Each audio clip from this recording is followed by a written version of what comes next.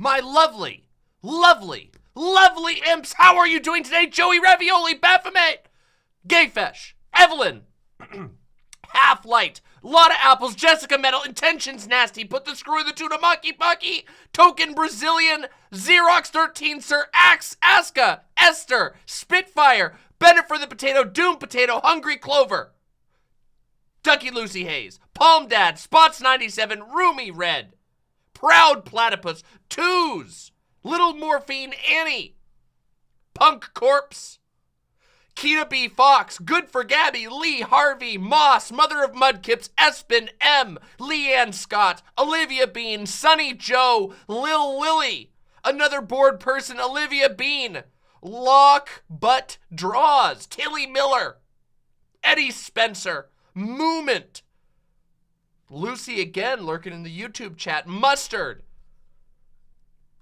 Queen Laura, Bruised Noodle. Hope your noodle gets better, though maybe it won't. It's your name after all, so I assume that might be a pretty major part of who you are. My lovely, lovely imps, I hope you are doing wonderfully today. If you are here, hey, why does this keep happening? What is going on here? I need to get a new soundboard app. The soundboard app that I've relied on for so long, it just doesn't take commands properly anymore. It's so annoying. It literally was just open. It just doesn't take it doesn't do well in the background anymore. How frustrating. Watch the first video and then the second video. I beg of you. Oh, I know this one. Oh yeah, we can watch this. Oh, I know this one. I heard of this one. Wait a second. We have to hide the maximalism text. Hold on. Here's the first video, okay? Duetting this until this woman permanently destroys her lungs with toxic gas. So first we got ammonia-based toilet cleaner, okay? And that's bleach batter. Okay, you've made mustard gas. Duetting this. All right. And then we have part 2. You're still fucking doing this? I'm trans now. That's how much fucking time has passed since I last ratioed you. Shut the fuck up. You're still— True! True! That's how much time has passed. Someone transitioned. She transitioned. An insane sequel. Fantastic. We love to see it, folks.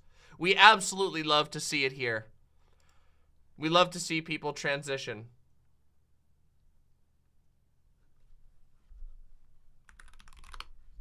We love to see it.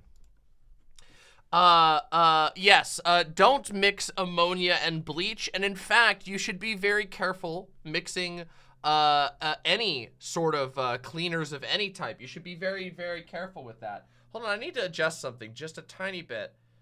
So, wow, okay. Why is that so loud? This is so strange. I'm trying to fix the audio. Is this fine? How's everybody's audio levels? We've been having some audio level issues, and I think a couple of streams back, I may have accidentally messed up one of my gain knobs. I had to turn it down just a little bit.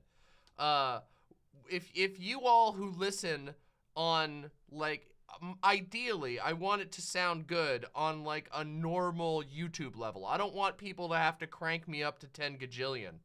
Okay, good. Yeah, there's been a couple of issues with the last few videos. Oh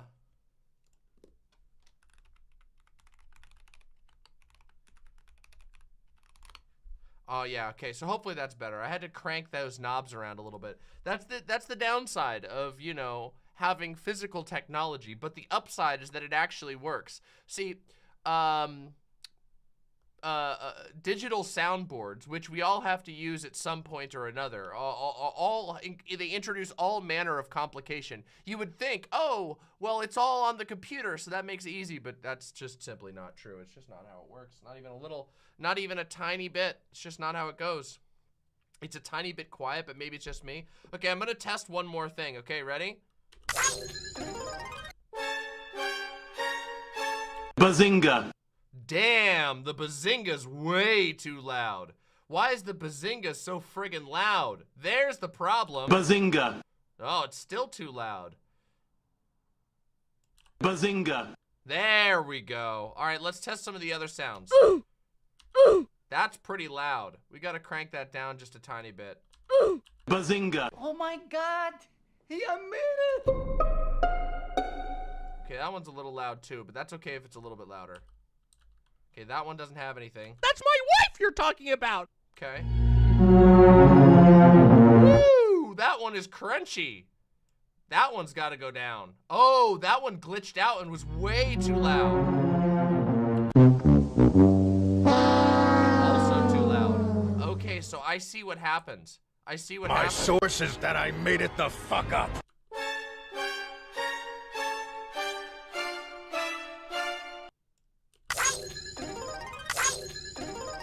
I am Adolf Hitler!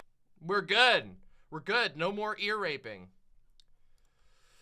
There, we did it. We did it. We did a proper test. We did a proper test now. Now everything should be good. We shouldn't have any of these crazy issues in the future.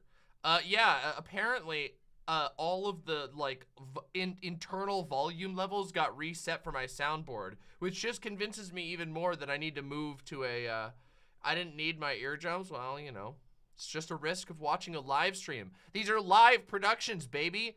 You know, every single time a band does a show, they do a little, you know, they have somebody come up and try all the instruments and they go check, check, check, check, check, check. They do all that stuff.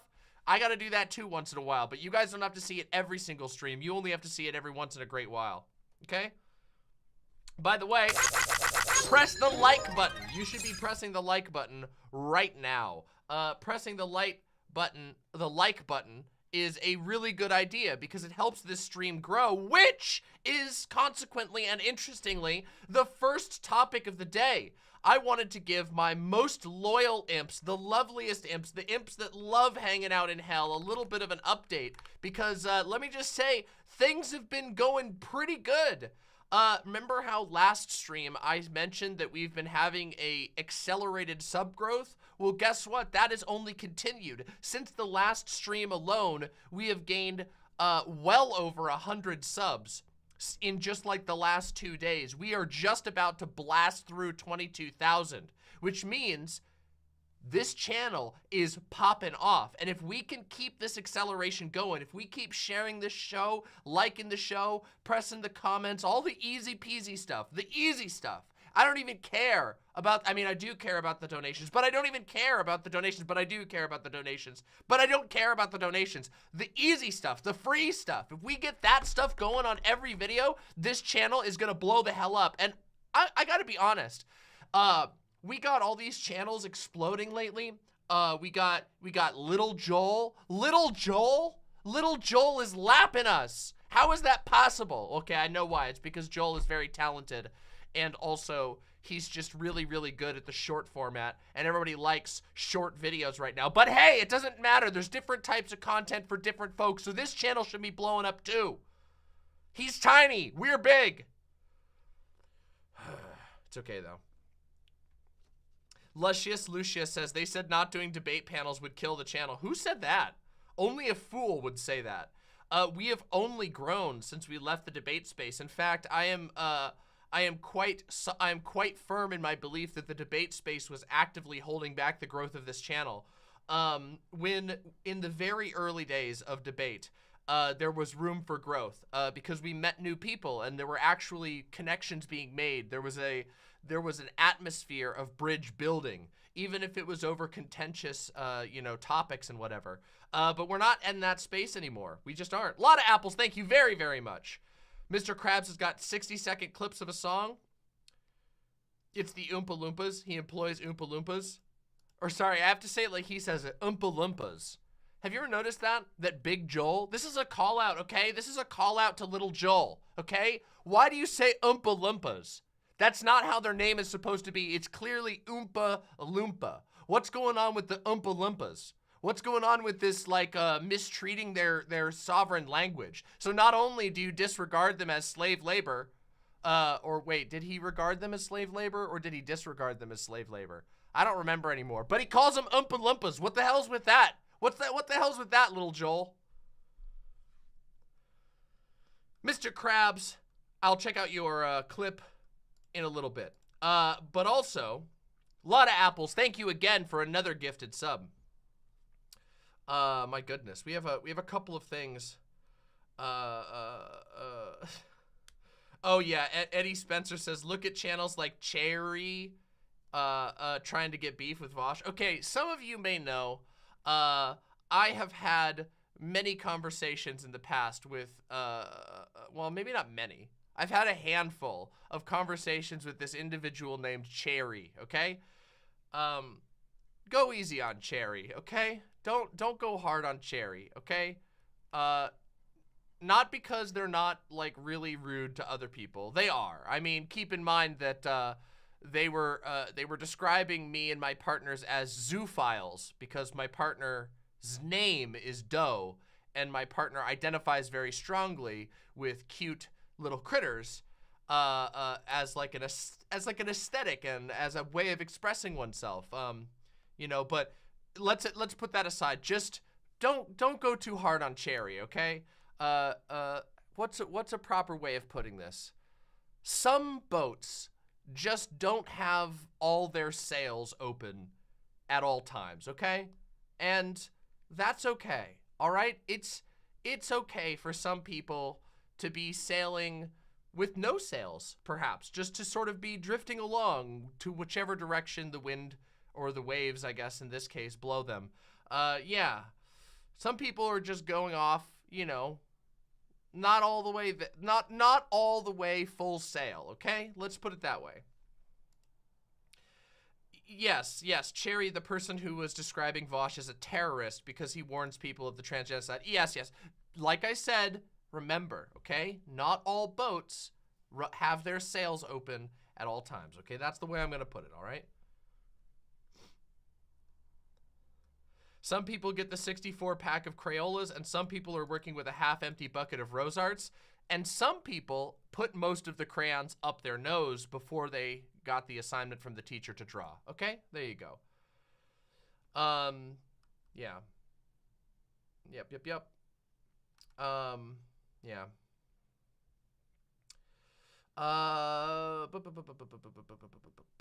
Doomed Potato, thank you very, very much for the incredibly generous $10. Deeply appreciate that. Demon Mama, larger than Little Joe. It's Joel. It's true. I am much bigger than Little Joel. He's so small, I can barely stand it. But I will say, I have religiously watched every single Little Joel video since, like, for like a long time. I don't know that like in the last like 4 months I've missed a single Little Joel one, except for one that I missed yesterday because I was asleep and it was deleted in the 30 minutes before I woke up. So I have to say, as much as I'm very, as much as his littleness is somewhat upsetting and disturbing, I'm a fan of the Joel. Yeah. I am a fan. I'm a fan of the Big Joel, too. You guys know we've reacted to and watched some of his content here on this stream. Yeah. Yeah, so.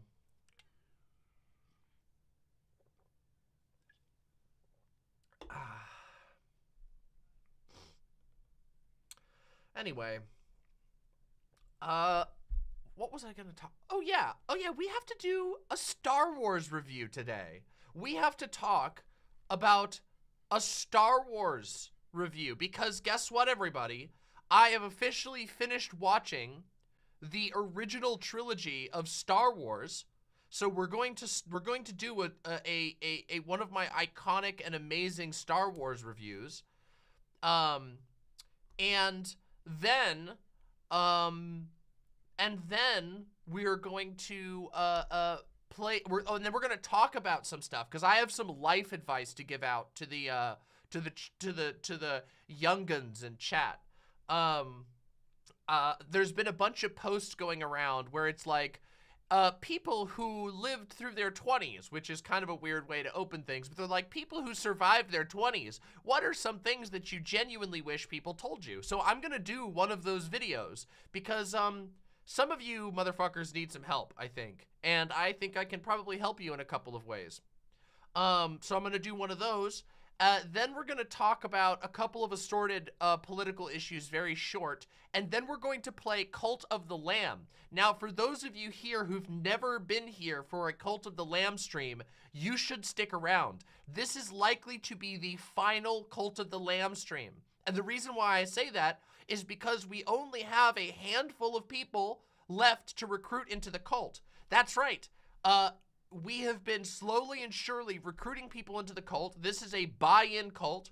Any donation will get you into the cult, as long as you tell us what you want your name in the cult to be and what animal you want to be and what color you want to be. We only have a few more people left to recruit, at the end of which I will be doing a read of all of the people who are in the Book of Life. So if you wish to be officially in the Imp Book of Hellish Life, the people who make it into the Kingdom of Hell, this is your opportunity. We have one more boss to beat. We have been doing a extreme difficulty playthrough, which has been very challenging indeed.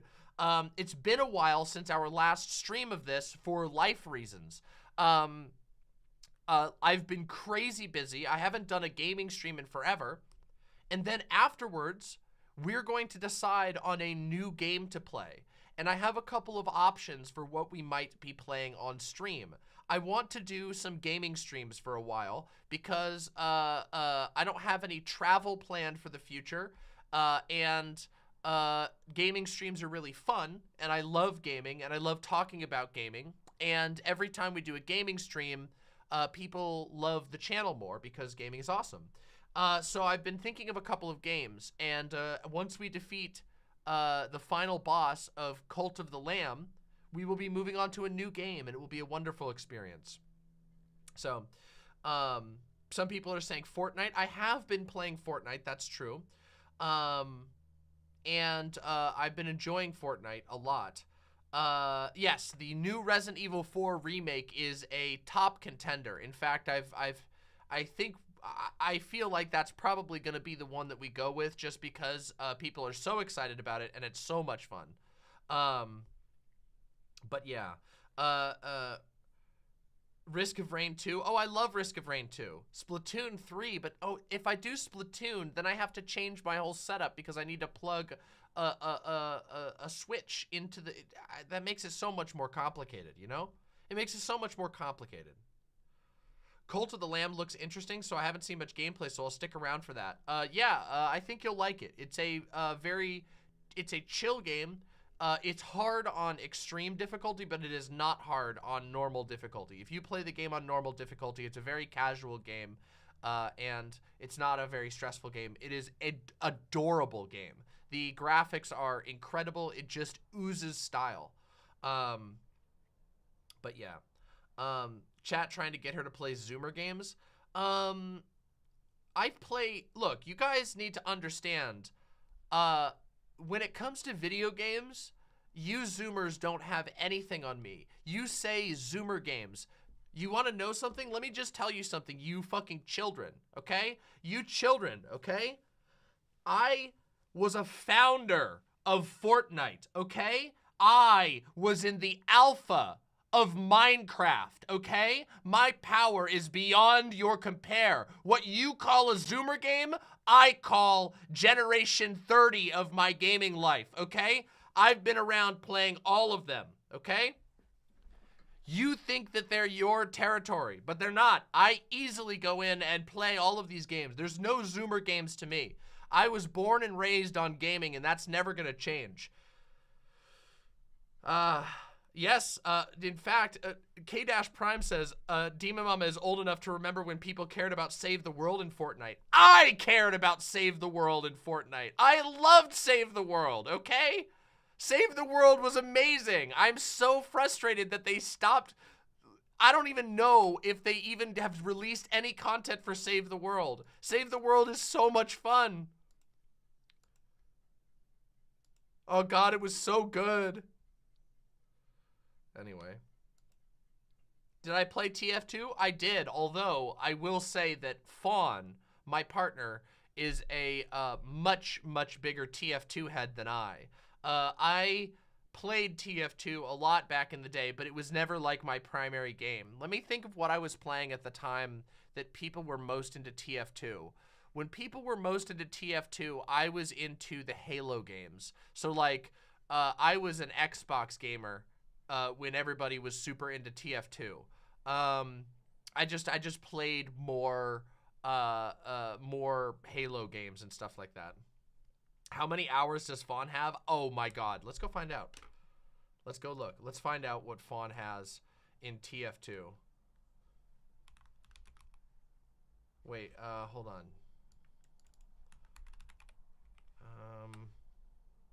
Here we go. Here, I'll just show you Fawn's profile. This is Fawn's profile on Steam. What does this say? Gay segs, boozy, sodomy, comes. Oh. Yes, I am a goat. Yes, I play games. Let's take a look. Hold on. Let's look at the games. How do we see? Team Fortress 2, 747 hours played. Only outplayed by Warframe, but Warframe is cheating because you idle a lot in Warframe. So, damn. And I bet this isn't even fully accurate because I know for a fact that Fawn has played modded and offline, not offline Team Fortress, but unofficial Team Fortress. So, anyway, figured it's pretty cool. I should play The Binding of Isaac. Oh, hold on a second. I'll go to my profile here. Hold on. Let me show you my profile, okay? Hold on. So here's my profile, all right? Here's my profile, in which I show some of my favorite, some of the rarest and my favorite Achievos that I have. But in my games, if we go by pure playtime, Binding of Isaac Rebirth is my #1 playtime of all time. Okay? Trust me. I love Binding of Isaac. In fact, you can see all of my top games here. Binding of Isaac, Slay the Spire, obviously. Slay the Spire's God tier. Amazing Cultivation Simulator, Elden Ring. It's actually absurd how much Elden Ring I played. It's actually deranged how much Elden Ring I played. Wow. So much. What a God tier game. What an absolutely incredible game. Wow. Oh yeah, this is a game that I got 100% of the achievements in 80 hours on Brotato. Brotato is so good. It's a shame that I got all of the achievements and unlocked everything in the game because there's nothing else for me to do in it. Damn, Brotato is so good.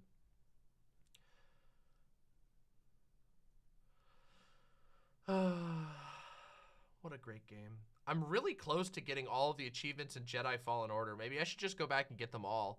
I technically 100% of the game, but there's a couple of achievements that I haven't gotten. Like, for example, I don't know how you get this one. There's an achievement in Jedi Fallen Order that's called What Goes Around. Defeat an enemy with their own slowed blaster bolt, which I swear to God I've done 100 times. But I don't know how... I don't know why this didn't give it to me. I swear to God I've done this 100 times. Like, slowed an enemy when they shoot a laser, then bounce the slow laser back. I don't get it. Whatever. Are you into any of the Civilization games? My all-time fave is Medieval Total War 2. Yes, I've played a million. I love strategy games. In fact, I can show you right here. Let me see. Let's take a look. You can probably see on here. Oh, wait, this is recently played. All games. We got Civilization 5.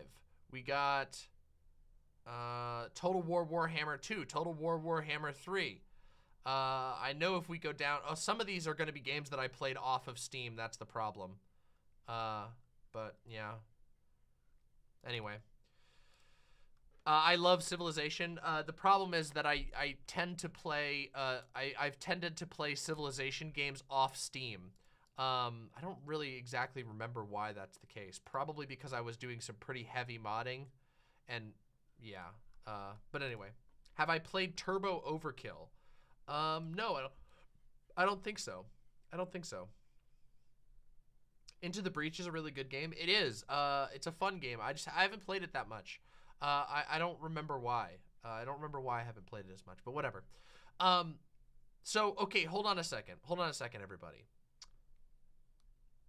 I have to review a video game before I do my Star Wars review. So, as you all know, I'm trying to spend more time on this channel recommending you awesome stuff to check out. And boy, do I have a recommendation for you today, okay? This one, listen, let me tell you, this is a sick recommendation. So, survival horror. If you like a really scary game, and I mean a game that will really get under your skin, okay? This is for the fear fans out there, like myself. As many of you know, I like really scary stuff that really upsets me. And that game is Signalis, okay? Signalis. You have to go play Signalis, okay? Signalis. Oh my God. Let me get you some of these amazing. Let me just show you some of this. Some of these screenshots real quick. I took a whole bunch of screenshots because, oh my God, is this game amazing. First of all, some of you saw me post this one last night, which is just rather ominous. It, in and of itself, it's not all that scary. But oh my God, this game is just so awesome, okay? It is so sick. There is so much stuff like, okay, so how do I start this review? Signalis is a survival horror game, very, very, very heavily inspired by Silent Hill. So if you like Silent Hill, or if you like the old school Resident Evil games, you will probably find yourself very much at home in Signalis. It is a game that prides itself on that feeling that you get when you're like, oh no, I have to go back in there, or oh no, I can't believe I have to go in there. That is a lot of the game is like, oh my God, they set you up for horrifying situations and then go, oh yeah, you're going in. You have to go in there. It's like, amazing. It's amazingly good at that. And the whole game has this oppressive, terrifying atmosphere to the degree that it infected my dreams. Like I've been having Signalis dreams for the last few days because of how scary and unsettling it is. And also, as an added bonus, just for those of you out there who are like, huh, I want to be scared, but where's my girlfriend? This game is gay as hell, okay? I'm not gonna tell you how, but I'm telling you, this game, gay as hell, okay? So if you're like, I want to be scared, but I want to have a girlfriend and be gay about it, this is the game for you. Signalis is a eldritch cyber horror, and it is great, okay? It is just awesome. I love it. It is a very, very reasonably lengthed game. I think my current playthrough is about 10 hours. It took me about 10 hours to beat the main campaign. However, it does have some pretty significant replay value, as there are multiple endings to the game that depend pretty heavily on how you play the game.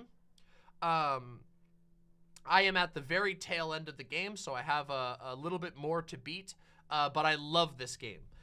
The game is sort of played between two types of gameplay. There is the sort of top-down fixed camera where you're, you know, like Silent Hill, your camera's locked into place and you move through an environment and there are enemies and there are terrifying sights. And then there are these first-person segments where the game suddenly sort of puts you in the eyes of your character and you usually have to trudge through something terrifying. And it is really, really good. The game shines in its storytelling. It has a very, very richly built out world. and it is the imagery is breathtaking and very, very unsettling. Heavily inspired by various sort of eldritch horror, not just Lovecraft, though there's definitely some Lovecraft in it. What is the name? What is his name? The text. Oh yes, the King in Yellow by Robert W. Chambers, which is also a sort of foundational piece to the eldritch horror genre as a whole, is directly referenced in this game. So that sort of crawling horror, psychological, heavy psychological elements, is what you can expect from this game. It's a book, yeah. Can Demon Mama see me here? Yes, I can. I can see you everywhere. We are all bound by the collective nightmare that we live in, and I can see you everywhere. Yeah, it is wild. Are there spiders? No, I actually don't think there's any spiders in the game. I don't think. I don't think I've encountered any spiders. Yeah, not that I can think of. It's a cybernetic. It's a very cybernetic horror. There's a lot of there is a lot of contemplation and imagery that centers around the interface of man and machine, which I love that type of stuff. Some of you will know that, like, Doom 2016, for example, in its visual imagery is a lot about that. However, Doom 2016 doesn't have a particularly deep story, whereas Signalis does. Signalis is very much a game that is about the politics of cybernetics. It is a game that talks about dehumanization, to the degree that, like, people aren't even called people anymore. Like, the world of the future refuses to allow people to be called people. They are sorted into two different types of beings. Gestalts, which are, they're what we would consider humans. They're un-cybernetically enhanced human beings. And then replicas, which are like semi-organic cyborgs. And the word people is not allowed. The word human is no longer allowed. It is a very dark future. It is I think I called it a cybernetic disaster future. And from there, it just gets scarier and scarier. It is a very meaty game. Everything hits really hard. All of the movement is heavily limited. If you are injured, you move slowly. The enemies are stronger than you, and you have to be very careful about how you use your resources. All in all, love Signalis. If you are a fan of truly terrifying games, you should play Signalis. And when I say terrifying, I don't think there's a single jump scare in this entire game, at least not one that I've encountered. There are basically no jump scares, but that doesn't matter because this game is a game that never lets you rest. You are constantly looking over your shoulder. Nothing is ever permanently gone. Every monster that you fight could be lurking right around the corner again. It's terrifying, and I love it. And the visual style is amazing. Let me show you some of the characters real quick, just because I think you all will like it. So the cinematics are told in these sort of like blocky, corrupted half memories, which is really cool. You can see here, like, this is how, like, the sort of general, like, cinematics are done. But all of the characters are, for the most part, basically cyborg anime girls. And they're really cool in their design. Yeah, here you go. Here's our main character right here. You can see they're, like, cyborg anime girls. And it actually makes the game more upsetting. In a way, you'd kind of think, oh, well, you know, cyborg anime girls, what's scary about that? Well, you'll understand when you realize the type of future that these cyborg anime girls have been put into, and also that the cyborg anime girls, they're not having a good time, okay? The cyborg anime girls are not having a good time even a little bit, okay? But anyway, go check out Signalis. You will not regret it if you are a fan of horror. Some of you might be too scared to play through it, but maybe challenge yourself because it's a worthy play. It is a very political game. Once again, as you all know, I love my politics in my video games. Not quite as blatantly political as a game like Citizen Sleeper, which I recommended last stream, but certainly political. So go check it out. Are there duck girls in it? I don't know if there is, but there might be. So anyway, go check out Signalis. There you go. There's the review for Signalis. If you enjoyed that review, why? Why, oh why do you do this to me? If you enjoyed that game, press the like button and make sure to subscribe to my channel for more reviews like this. I make it my personal mission to only recommend games that I really, really like. I want to help you, my lovely imps, find the art that inspires you. So I share the art that inspires me, and I take my recommendations and my reviews very seriously. So if you want more of that, smack that subscribe button and smack that like button.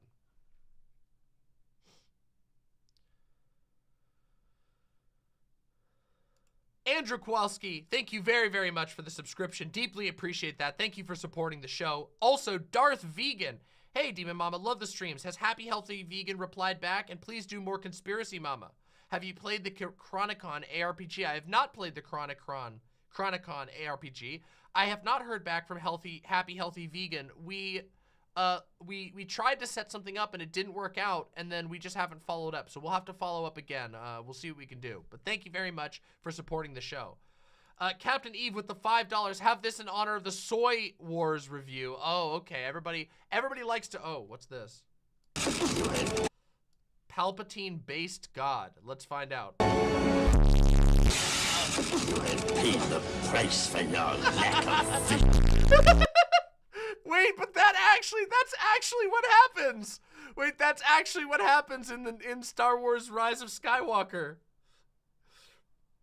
It's actually what happens. You guys have no idea. You have no idea what you're in for, okay? By the way, anybody who calls my Star Wars review Soy Wars, you can go suck a fat one, okay? Because people are loving the Star Wars reviews, okay? The Star Wars reviews are bringing all kinds of new people to the channel, and I'm having fun with them. So with all due respect,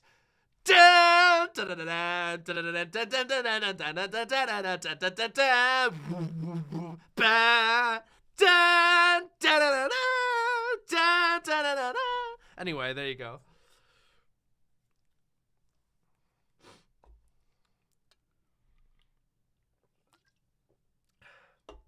We have to do a Star Wars review today, of course.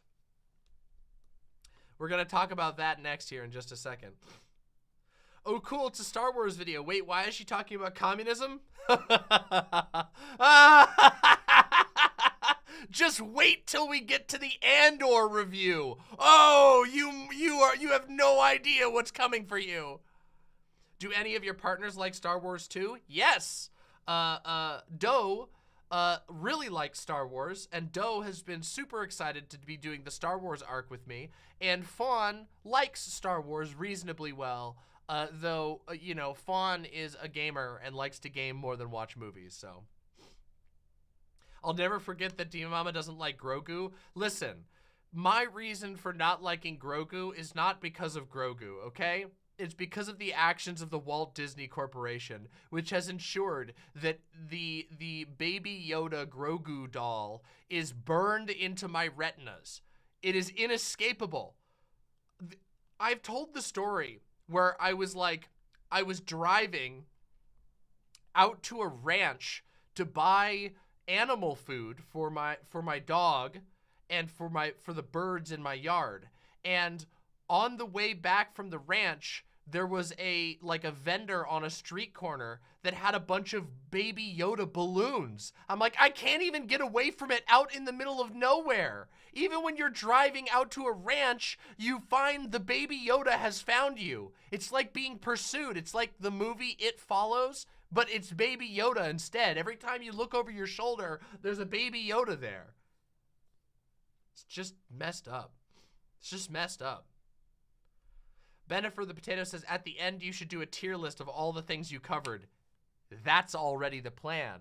Once I'm done with the, once I've had my fill of Star Wars reviews, we will indeed be doing a Star Wars media master tier list, which I'm sure will ruffle a bunch of feathers, but also be a lot of fun. By the way, can I tell you guys something? People have been very mad about a couple of my reviews. Specifically, The Phantom Menace. And it's funny because I wasn't that positive about Phantom Menace. I had a lot of negative things to say about Phantom Menace. I just wasn't as negative as some people, and people took that like personally. People got like really angry about it. They're just like, no, you should hate it more. And I'm just like, huh? Why?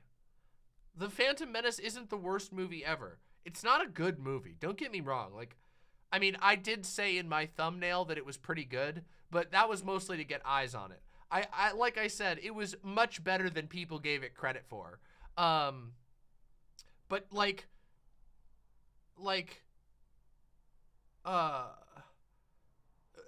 the compared to Attack of the Clones deserves pretty much all of the anger and hatred that people deserve it.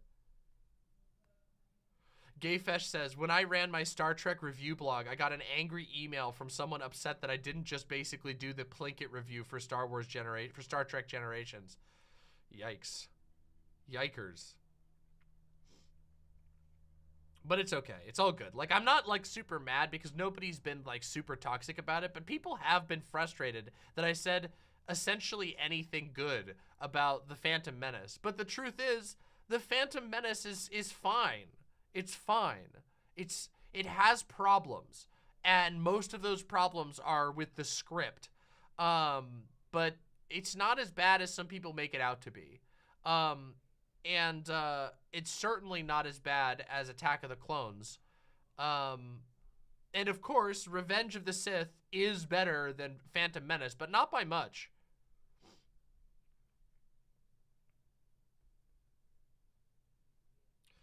Mike Stokloska ruined an entire generation of internet nerds. No, no, no, no, no, no. That's not correct. I love Mike, okay? Non-parasocially. Red Letter Media are gods. They are gods. They are still killing it to this day. Some of the most passionate film reviewers. Yes, the Plinkett reviews are comedic, but no, they did not ruin a generation of people. If you want to look at people who've been ruined, that's CinemaSins, okay?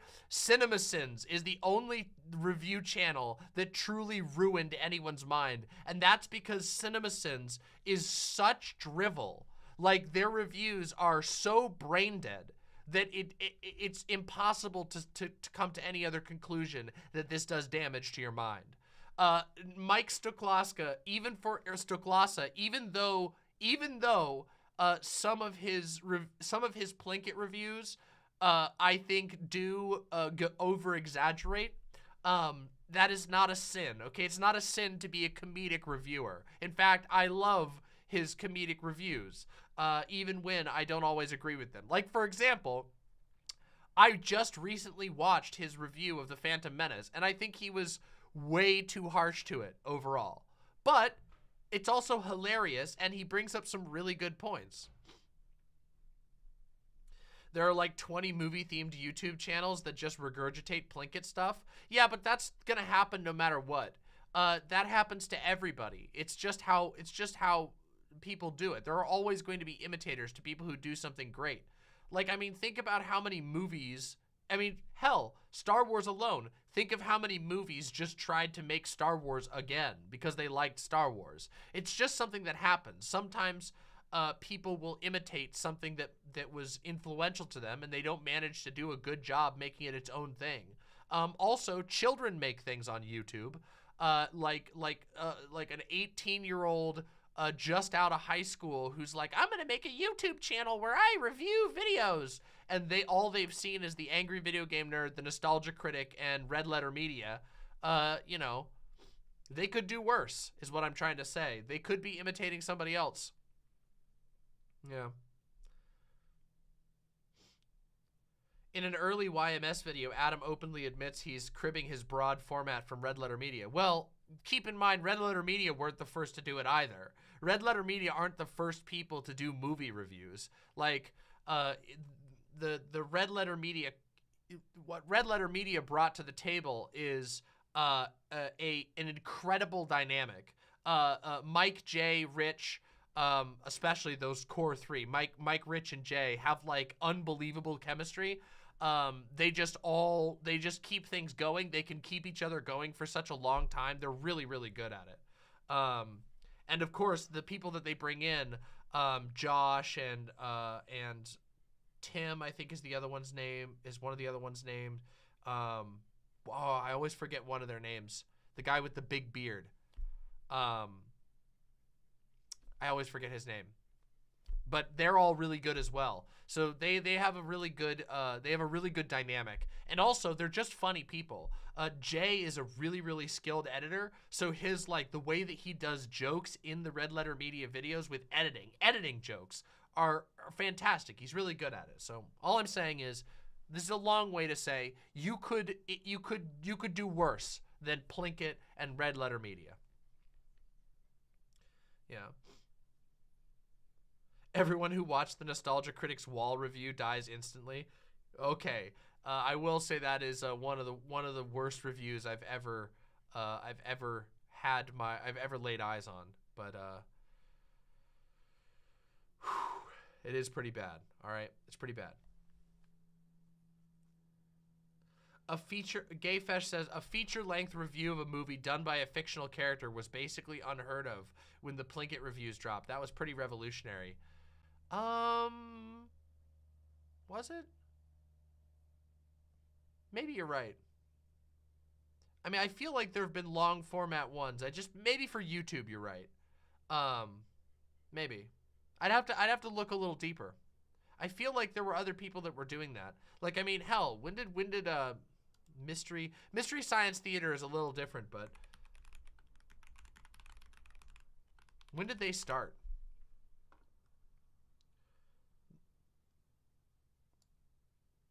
So Mystery Science Theater started in 1988, and they basically kind of did that. They watched bad movies, and yeah. Anyway, yeah, whatever. Can we agree that TV tropes had a deleterious effect on online nerdery for a good 10 years or so? Yeah, but I think I don't know if you could do anything about that. People, I don't know. People are longing for a structure by which to understand the world, and some people understand the world via TV tropes, and that is painful, but I don't know if you can blame that on TV tropes itself. Yeah, true, Gayfesh. True. Yeah, that's fair. That's fair. All right, that's fair. But then, I don't know. I'd have to go dig in a little deeper is all I'm trying to say. I don't want to make any declarative statements. I like TV tropes. Found the troper. Troper identified. Bazinga. Troper identified. Found the troper. Everybody, found the troper.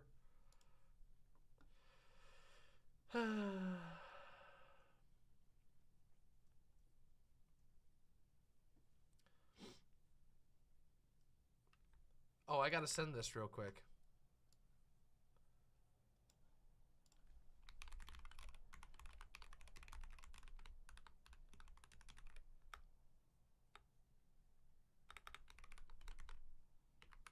1 second.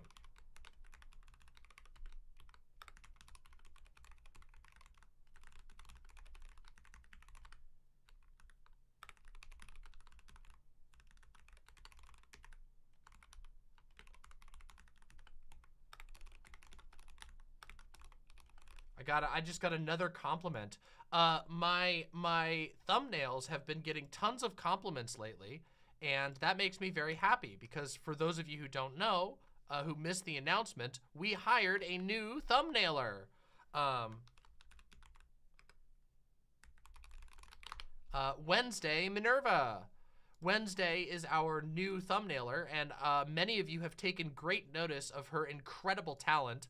And we love Wednesday. So, you know, big love and shout out to Wednesday. I just wanted to I had to grab that screenshot and send it over. I always try to pass on the kind word to members of my team who are kicking ass. And Wednesday is one of those. No, not Wednesday Flavor, WednesdayMinerva. I think, yeah, Wednesday's profile is linked in our description. So if you ever are looking for a... Wait, does that make Demon Mama bourgeoisie? No. And the reason for that is because, well, I mean, maybe. I am technically a business owner. Actually, well, okay, it's really complicated. So, we live in this weird era where you can simultaneously be a business owner and a contractor. So all YouTubers are themselves, they own their own business. They operate a small business, but that business is being a contractor to a large corporation. We live in a very weird time period. But it's not news, but you fools, you clods in chat, it's not news that I have a team of people that I employ.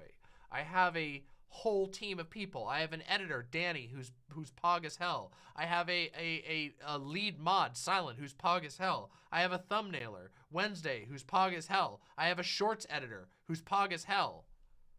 We have a admin for the Discord, who's pog as hell. Like, where have you all been? I have a team. That I pay because I want talented people to have jobs. I have a timestamper who's pog as hell. No, you don't suck. Gayfesh, you're really okay. Look, I know everybody's memeing in chat right now, but unironically, you're great at this. Gayfesh nails Gayfesh gets the timestamps out like that. Gayfesh is good as hell at that.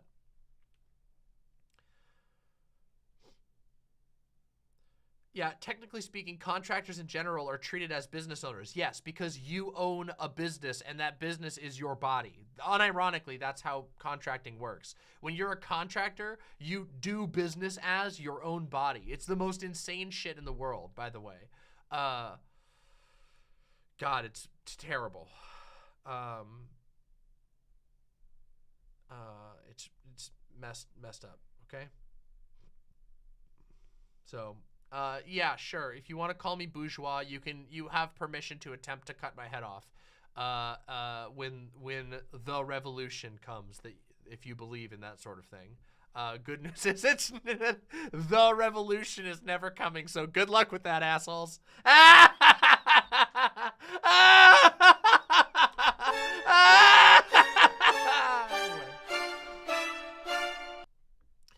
Okay.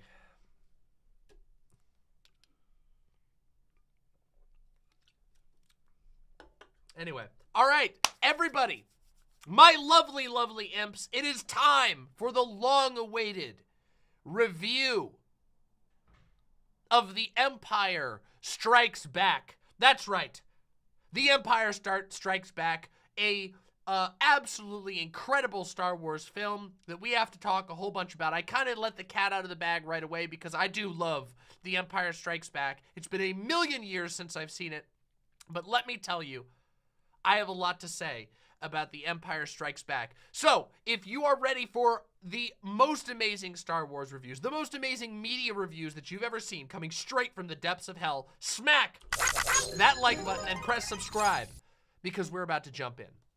My lovely imps, The Empire Strikes Back is such an awesome film. I can hardly even contain my excitement in how much I want to talk about it. It is just amazing. You did not miss the Empire review. You are here just in time. It is absolutely amazing. Jessica Metal in chat says, The Empire Strikes Back, a film so good you'll want to kiss your sister. It is interesting, of course, that this movie starts very early on with a literal brother-sister kiss. Now, of course, they don't know that they're brother and sister. And from what I've heard, the writers hadn't actually decided that that was going to be the way that it was going to go when they first started making the movie. Like, they hadn't come up with that plot point yet. The idea that Luke had an unknown sibling was out there, but they hadn't decided that it was going to be Leia yet. Spoilers! Spoilers! Leia and Luke are brother and sister. I know for those of you who've been out of the loop since the 1970s, you know, you might get a couple of little spoils there. Yeah, some Bazinga.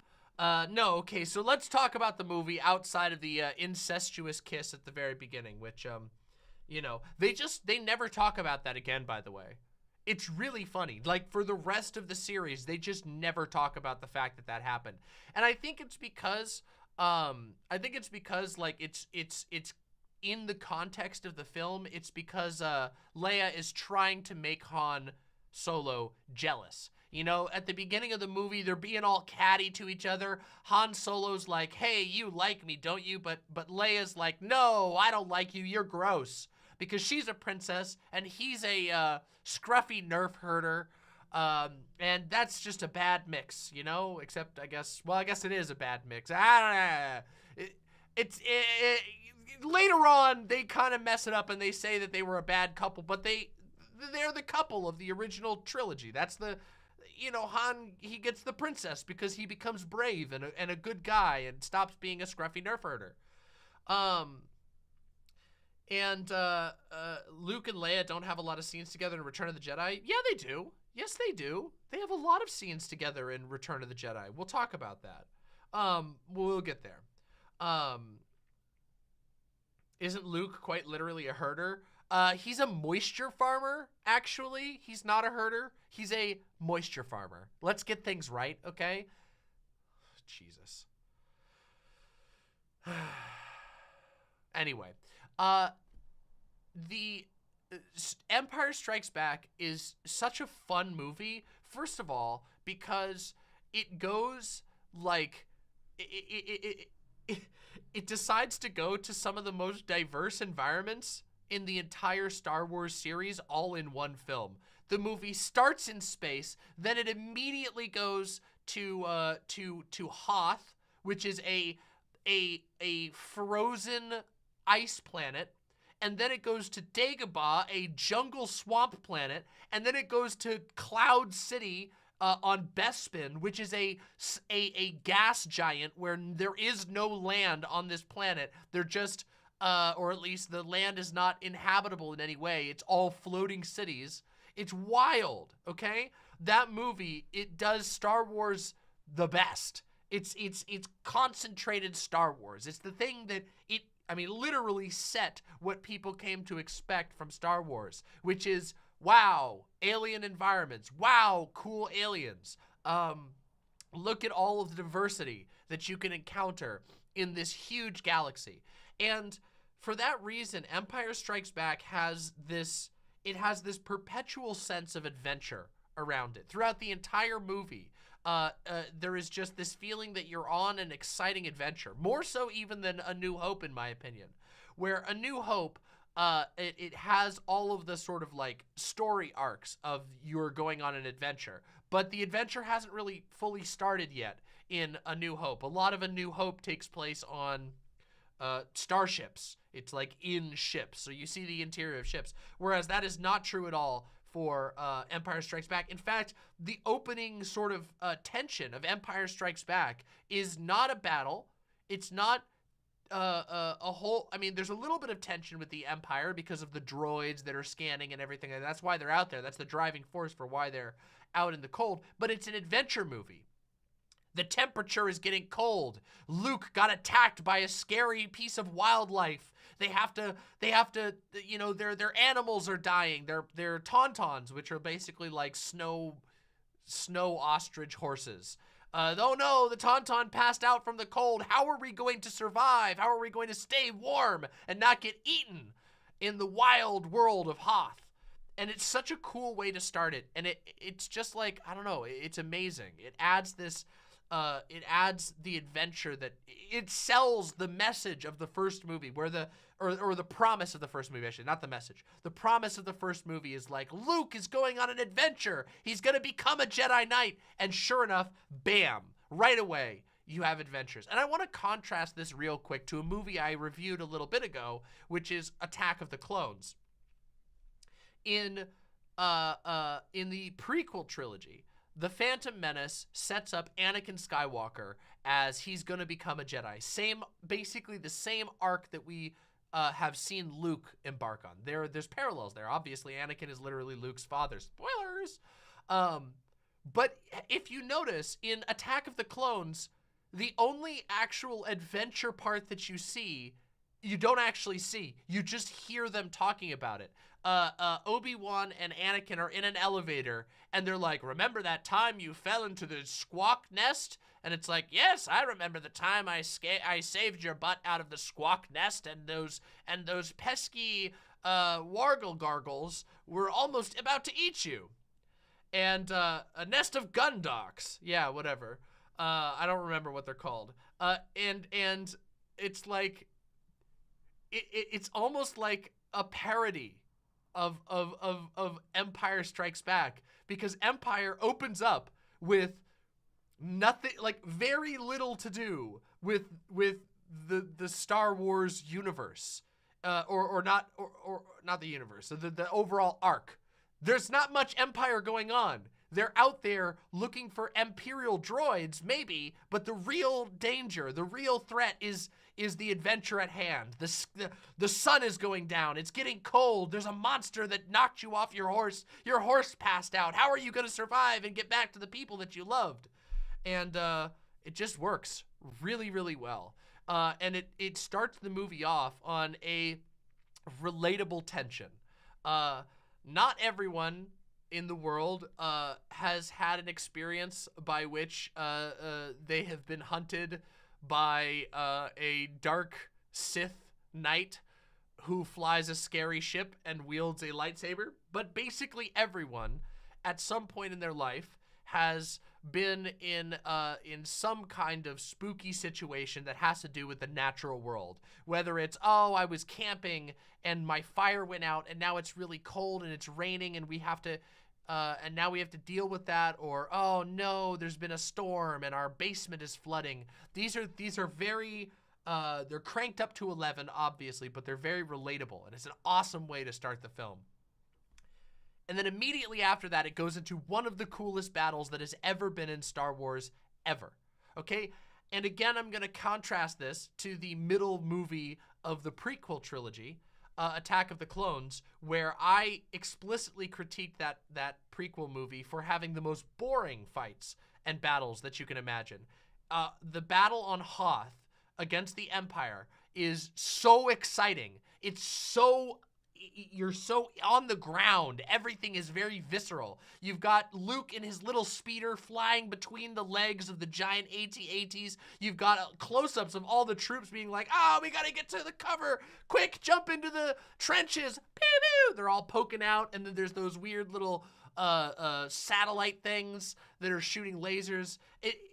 It's like, it's the spiritual opposite of everything that happened in Attack of the Clones, where in Attack of the Clones, everything is a wide shot. All you see is like dust and lasers and little specks moving all over the place. In Empire Strikes Back, they go from scary adventure in the wilds directly into you're in the trenches with the rebels. The stakes are right in front of you. Luke's guy gets blasted, his friend is like dead, and he has to cope with that. He has to get R2 to do stuff. He's like, his ship goes down and he's got to climb up the AT-AT, or I guess he uses like a little rope, but whatever. Just so cool.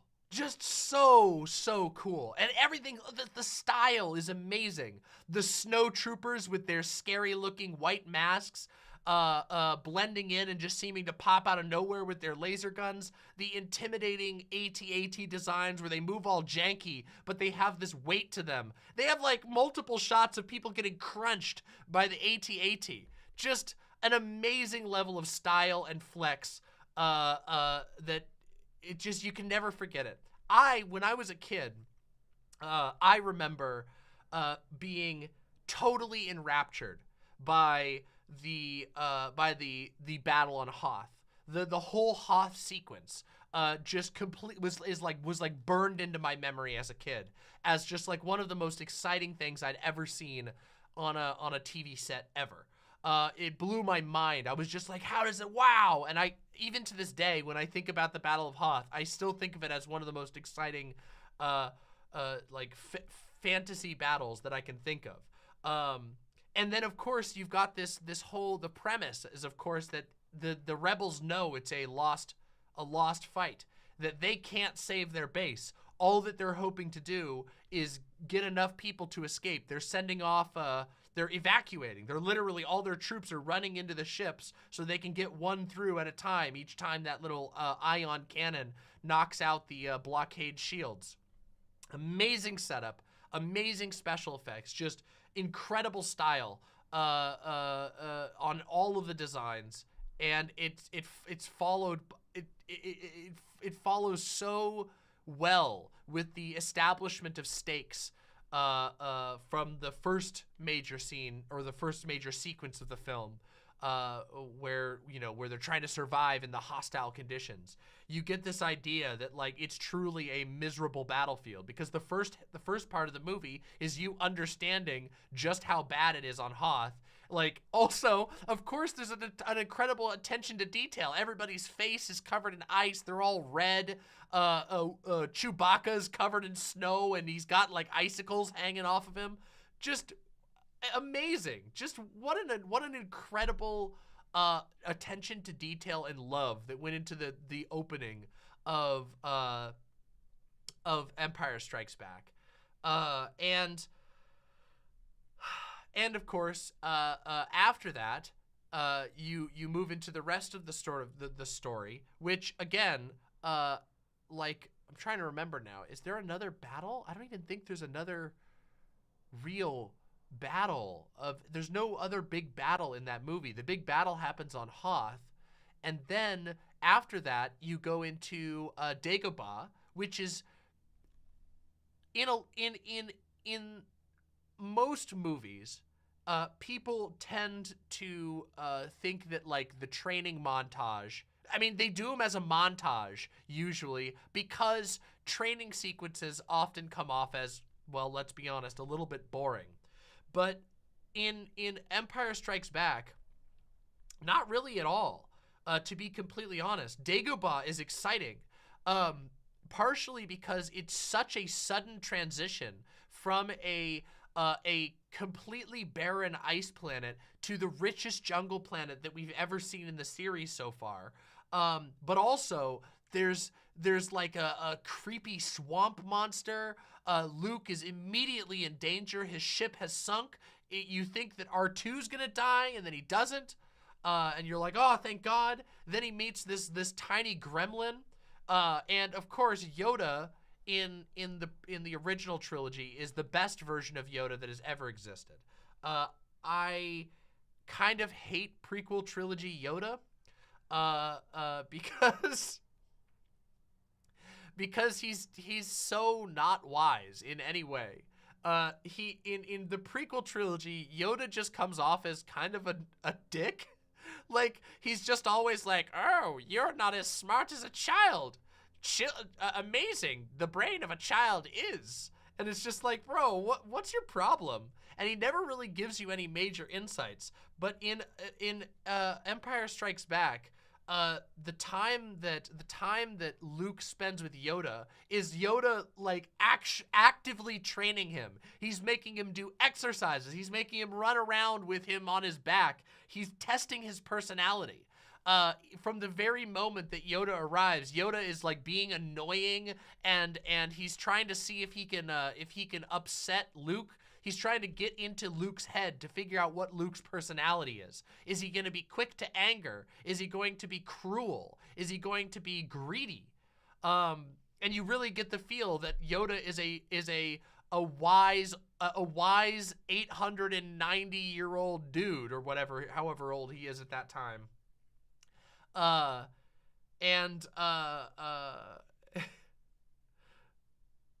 It's fantastic. Yes. As Capo in chat points out, the training montage and the handful of lines we get from Yoda give a better and more meaningful and interesting explanation of Force than anything you get in the entire prequel trilogy. Size matters not. Look at me. Judge me by my size, do you? And well, you should not.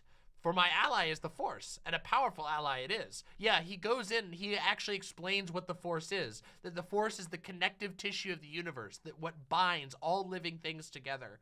No matter the vacuum of space. And of course, yeah, the X-Wing getting lifted out. There's this whole struggle between the frustration and fear that Luke has inside of him. Empire actually sells what the Jedi are trying to train, or what the Jedi training is supposed to bring out in somebody, which is that the Jedi training is supposed to temper the emotions of somebody who is wielding an incredible power. That they are supposed to, that in order to understand the power of the Force, they have to actually craft their personality. And you get that. Every part of their training between Luke and Yoda is Yoda trying to teach Luke to be able to control the most negative parts of himself so that he doesn't lash out in anger, so that he doesn't give up out of frustration, so that he doesn't fall into traps out of fear. And it's illustrated in a micro way. And of course, ultimately, we know where that goes, that Luke is overcome by fear, and it leads to a whole arc, including him having to go through some pretty major hardship that defines the final film of the series. But it is incredible. And of course, I would be remiss to not mention just how great all of the practical effects look on Dagobah, the jungle planet that Yoda lives on. His little set, the little house that he lives on, it's like the entire time, it's the opposite of the problem that was going on in The Phantom Menace, where, remember how I mentioned that in The Phantom Menace, all of the sets were not built for Liam Neeson, so it makes it look like Liam Neeson is on a play, like on like a play park at all times. It looks like he's like on like a playground. And that was unintentional, and it shows that it's unintentional because all of the other people don't even fit that well either. It's just really noticeable when they're standing next to Liam Neeson. The opposite happens in this case, where the goal is to sell you that this is where this tiny little green puppet has been living for 30 years or 20 years or whatever. That this little puppet has been living in a hole in the wall, and it's not designed to house Luke. Luke has to like crawl down and roll up in every single scene, and all of the utensils are the wrong size for Luke. And then of course there's the when I was a kid, I found it terrifying. And I'm sure many other people share this. I still think that it's really well done. The test where Luke is basically goes into this area of the jungle that is full of dark energy, and he confronts his deepest fears, which of course he doesn't understand at the time. He goes into the jungle and is attacked by Darth Vader, or an apparition of Darth Vader, and he fights Darth Vader in this like, it's like they're fighting in sludge. Some people really complain about the like low frame rate. I actually think the low frame rate works because I think it creates like a dreamlike environment where it's like nothing is working properly, but you're too in the moment to know why. I don't know if you've ever had a dream like that. But I've had nightmares like that, where it's like you're in a fight, but for some reason everything is too hard. You can't move quickly enough for some reason, and there's no. I think it works personally.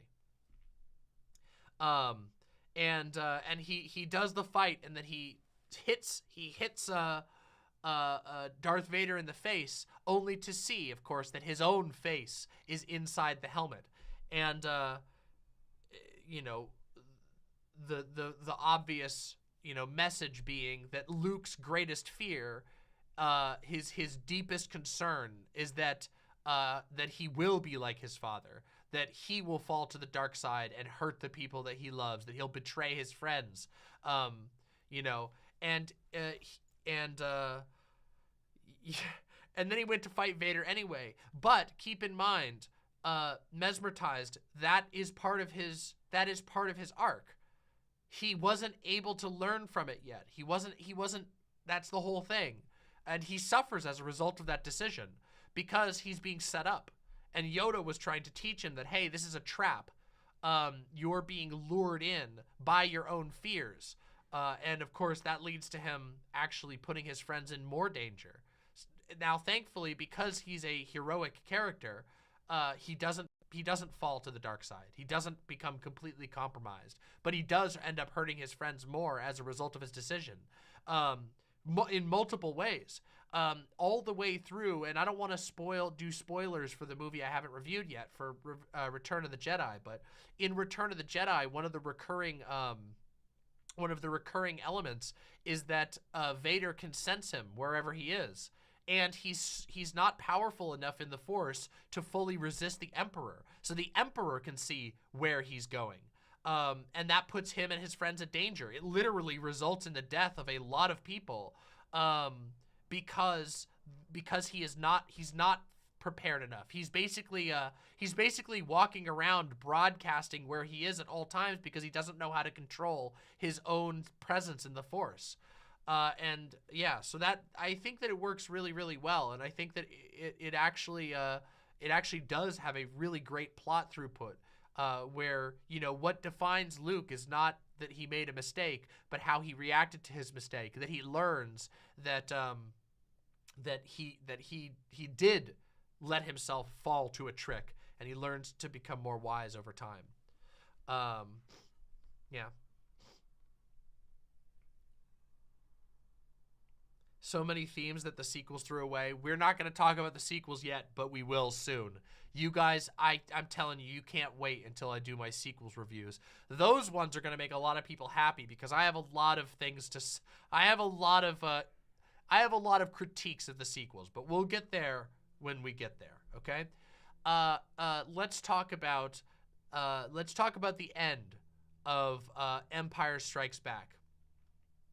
Now, something I want to note is that at the point that Luke has this vision, he doesn't even know that Vader is his father yet.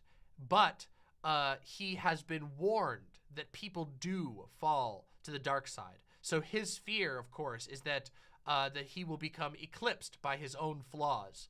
And it is a premonition of how close he really is to his enemy, his ultimate enemy, Darth Vader. That he doesn't have the tools to decrypt yet. Yeah. So then, of course, we have the sort of final sequence of the movie, which is the Cloud City adventure, which is just awesome. Okay, and let me tell you, it's great. Okay, Cloud City looks awesome. All of the costumes on Cloud City are awesome. The sets are so stylish. Lando is just so... We love Lando, don't we, everybody? Lando is... he's so great. Just what a banger character. He's got drip like nobody else. He's got so much swag. He's constantly putting Han on the back foot, and we love to see it because we all love Han Solo. He's one of our heroes. We love Han Solo, but it's great to see him put in his place for once because Lando has so much more swag than Han Solo. And also, Lando always calls him Han, which is another thing that's fantastic because everybody calls him Han Solo, but Lando for some reason keeps calling him Han, and they just never address that. It's so good. I like to think that it's like intentional, that he's basically putting his friend down a peg by saying his name wrong. Now there is one funny part I have to point out, which is that Lando has a robot whose name is Lobot, and that is a Lucasism if I've ever encountered one. Just so goofy that he has a robot friend named Lobot, and but hey, again, even though he's a robot named Lobot, he also has a cool design, okay? Let me show you what... People might forget what Lobot looks like. Some of you... But, like, he's cool looking. He's got swag. Look at this guy. What a cool looking dude. It's not over the top. It's a very simple thing. He's got these, like... They're like... You can see the indents. They're like going... They look like they're going into his head, which is a cool design touch because, of course, in Star Wars, everything's a little, most things are a little over, over-designed. Like, what's that guy? The guy with the little, voice thing. Hold on. He's this guy who's got, what are they called? Does anybody know what it was in the prequel trilogy? The little dude with this guy. Yeah, here he is. Where'd he go here? This guy. Most Star Wars designs are kind of like this, where, oh no, really? You're really gonna do this to me? Oh, you bastard. Oh, my thing is busted. Oh, that's so annoying. This guy right here. A lot of the Star Wars designs are kind of like a lot, okay? And I like a lot of them, okay? There's some good designs, but a lot of them are kind of a lot. So it's kind of cool to see a guy who's just basically a creepy cyborg with weird shit coming out of his head, okay? It's pretty cool. I liked the Ewoks. Wait a second. The Ewoks, okay? Listen. Hey! Why does that one work, but none of these other ones work? What's going on here? Why do my buttons break? I hate it. The Ewoks, okay, are fantastic, but we're not at Return of the Jedi yet, so you're gonna have to wait for the Ewoks, okay?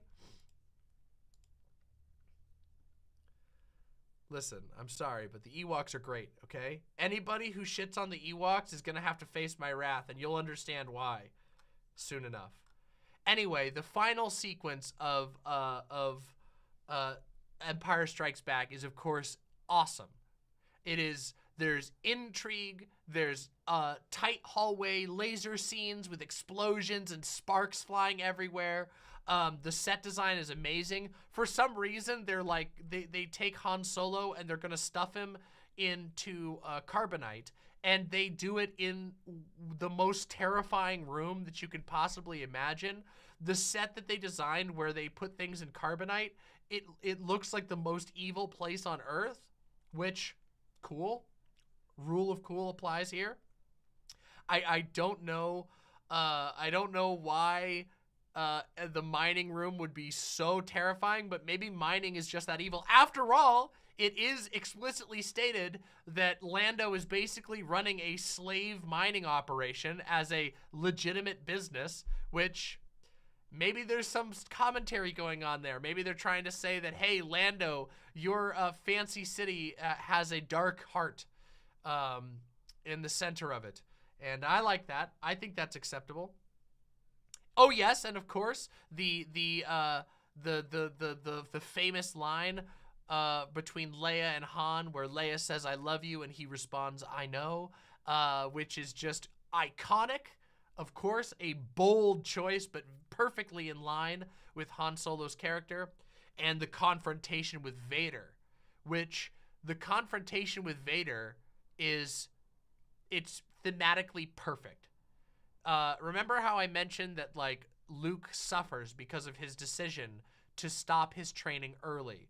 Well, that's the prime example, isn't it? Instead of learning about his past from somebody who cares about him, Yoda, or Obi-Wan Kenobi. Instead, he has to learn it from the most evil guy, the second most evil guy in the universe. And he has to learn it while towering over a gigantic pit in the middle of a bottomless pit with his arm cut off. Yeah, it's totally messed up. It's a horrifying scene, and Luke is literally like screaming in agony.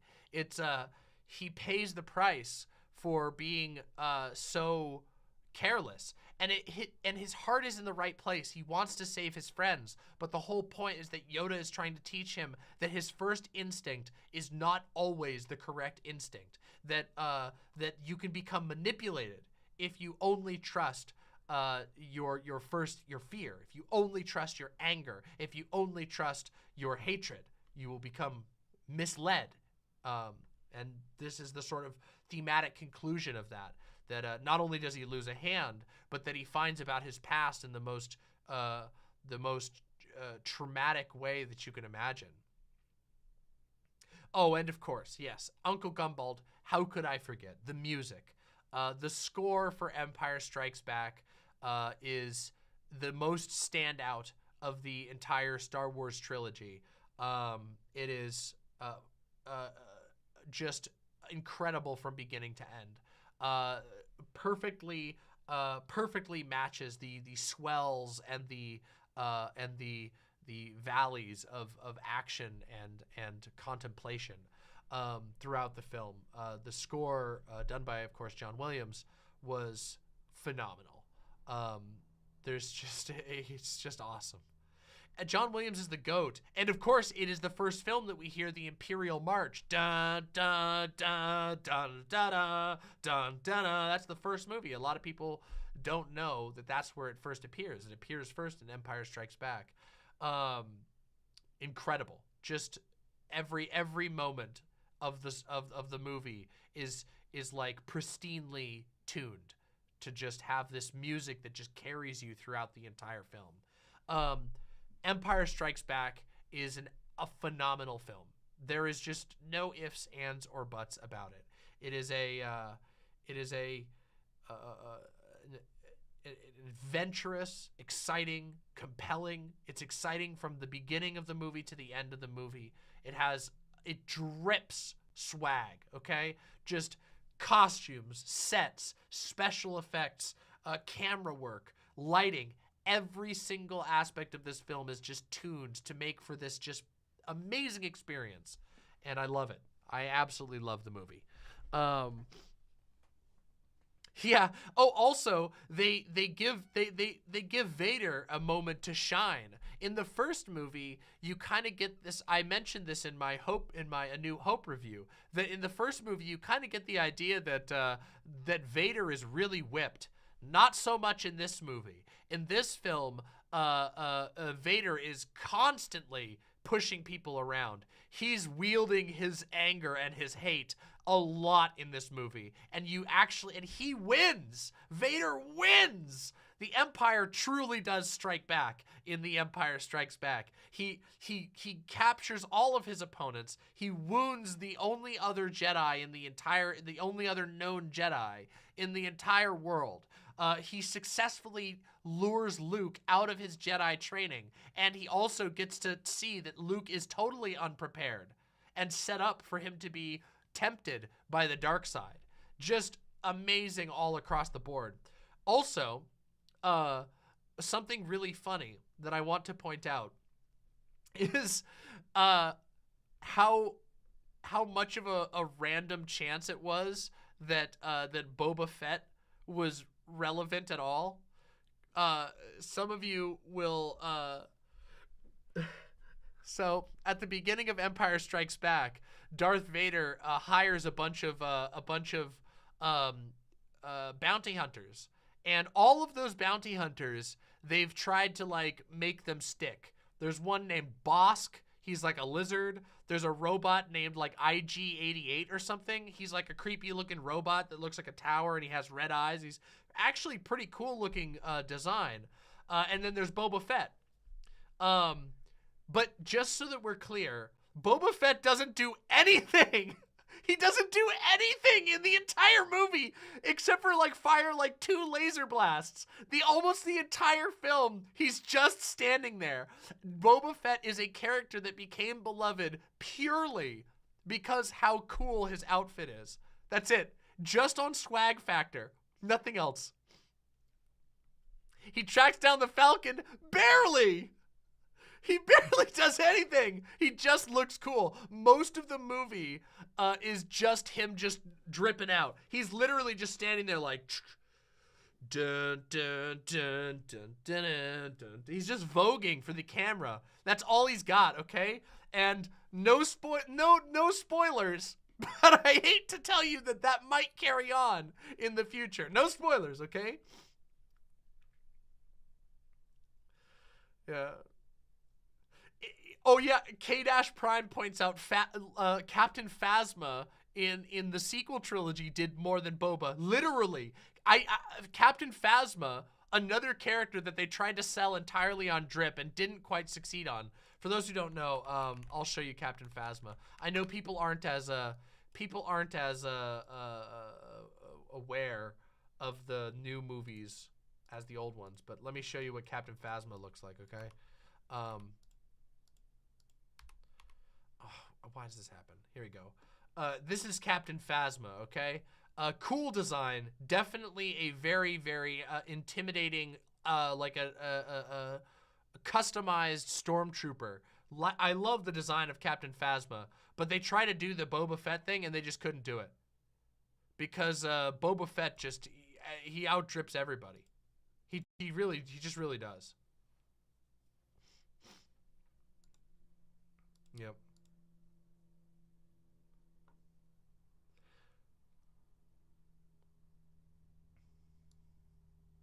You'll love how young Boba Fett acts in the animated Clone Wars series. I will be watching the animated Clone Wars series, don't you worry. I fully intend to watch the animated, the 3D animated Clone Wars series, because I'm very excited for that. Yeah. Anyway, of course, Empire Strikes Back, probably my favorite film of all of the mainline Star Wars films. I really do like Return, but I think that Empire Strikes Back is just the best. It's so good in so many ways. It's like it's got this. It's like burned into my memory for all of the. I think the Hoth battle will be and will still live in my mind for the rest of my entire life as one of the most amazing and exciting sci-fi battle scenes that has ever been done. The movie has so much swag, and I don't know. It's Star Wars at its best. It is the definitional Star Wars in so many ways. Not that I don't like A New Hope. I love A New Hope. As you guys know, I had a lot of positive things. I loved New Hope, but Empire Strikes Back really takes everything. It picks up everything that A New Hope laid out and just cranks it up to light speed. And God, it's so good. It's so good. Oh no. Oh.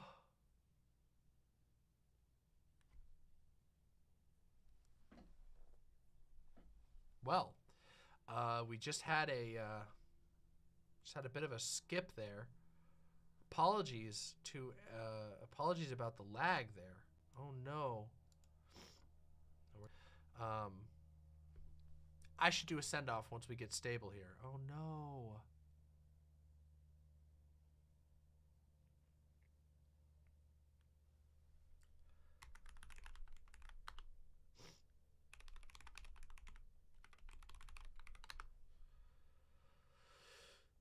Hopefully it'll stabilize. Sorry, everybody.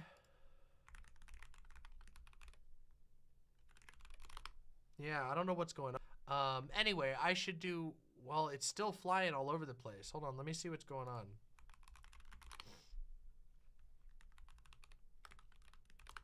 Huh. It appears to be on YouTube side of things. My internet is fine.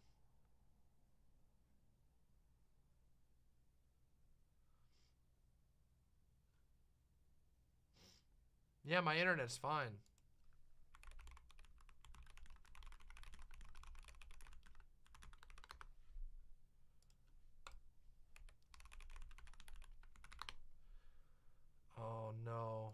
would stink. Anyone who's watching on Twitch right now, are you guys getting any stuttering? Because I am only getting this on YouTube's end of things, it seems. Oh, that's so unfortunate.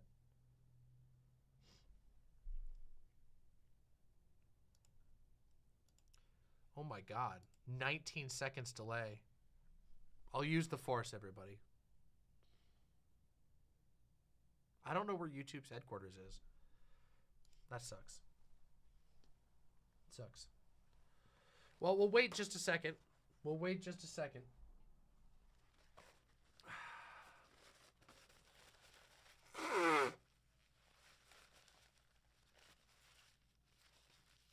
See if it settles out. It should. Shouldn't be too much longer here.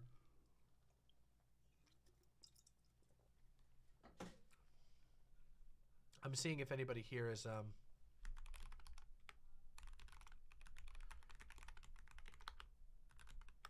think it's YouTube only. God, that sucks. I don't know why this is happening. Everyone turn all your devices off except for stream. It's not that. This is a YouTube. I'm pretty sure this is a YouTube problem. Because I'm not showing any issues. Actually, I can check right now. Let me double check real quick. I can check and see if there's any issues over on Twitch.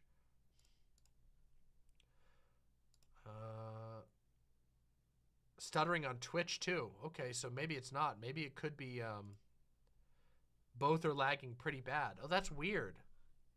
Okay, so then maybe it's neither. Oh, no. Maybe it's stream. No. No. Okay, if it keeps going, I'm going to try and restart the stream, but only sending over to YouTube instead of to restream. Let me check restream real quick. That would be really crappy if we had to stop. I would be really, really bummed out.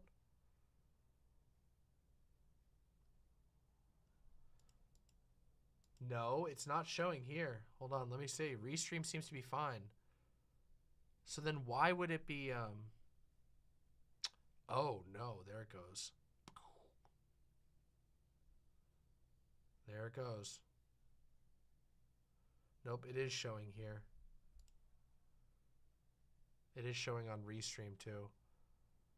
That's very strange. Let's hope that it clears. For the apologize for it. It's not my. It shouldn't be my ISP. Everything's going through just fine. I mean, it could be, I guess, but I don't know why that would be the case. That would make no sense to me why that would be the case. It appears that it might just be from.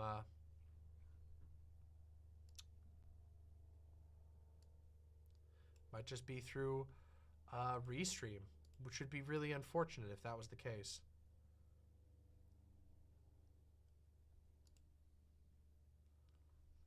All right, frames are flattening out. All right, give it a minute, everybody. Hold on. I'm gonna put text up on the screen.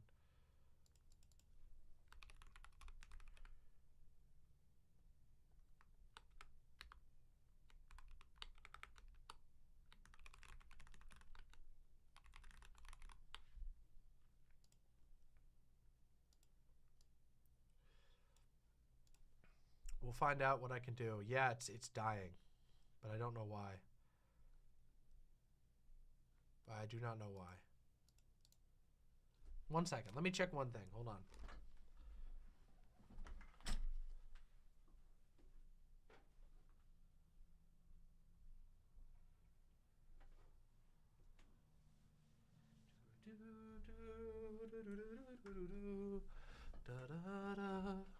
Let's hope that it's fixed. Unfortunately, it's showing on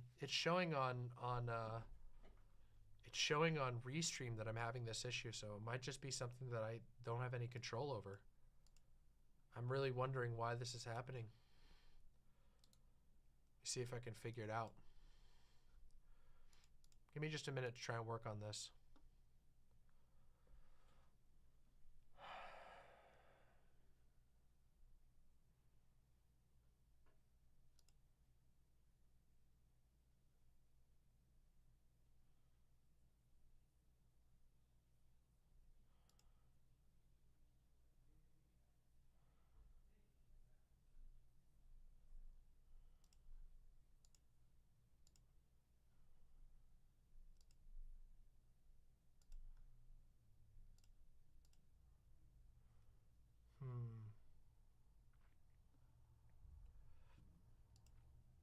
Why is always YouTube? It's not actually just YouTube this time. I don't know what the problem is.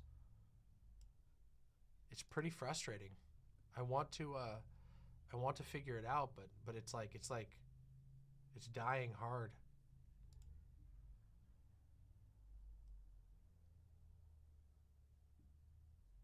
In fact, I think YouTube might even be.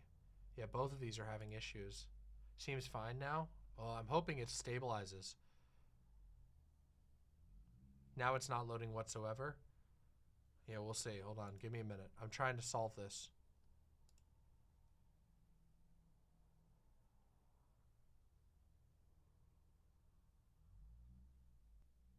Maybe reset modem? Yeah, I could. Damn, that sucks.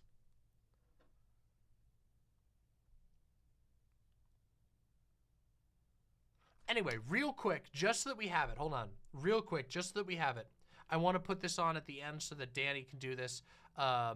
This is going to be on my side of things, the recorded side of things. So you all can ignore this real quick. But all in all, Empire Strikes Back is a fantastic movie. One of my favorites of, probably my favorite movie entirely of the Star Wars series. Fantastic from beginning to end. Highly recommend it. Love it. It is Star Wars. Love it. It is Star Wars in its purest form. And we will be on to Return of the Jedi very soon. Don't forget to like and subscribe if you want to hear more of this. We are on the Star Wars arc. Possibly tolerate video games, movies, etc. We're moving through the main series, prequels, originals, and sequels right now. So keep an eye on this channel. Subscribe to Demon Mama. We talk about all kinds of stuff. We get into the politics. We get into the film elements of it, the filmmaking elements of it. So check us out. Hit subscribe, hit like, and don't forget to comment. There we go. Now I'm going to try and figure out what's going on here now that I did that. It's getting worse. Yeah, it is. I might have to actually stop real quick.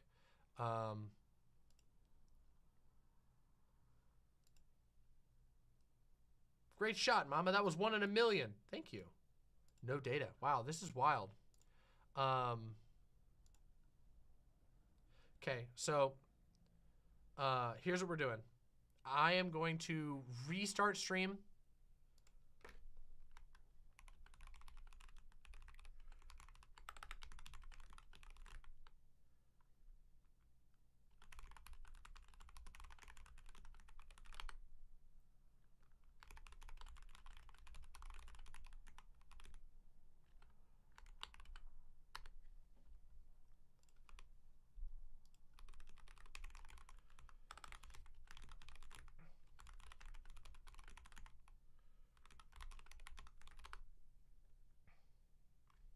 Hold on. Hold on. Is it holding? Is it holding? Is it holding? Hold on. It might be holding. Wait, everybody. It might be holding.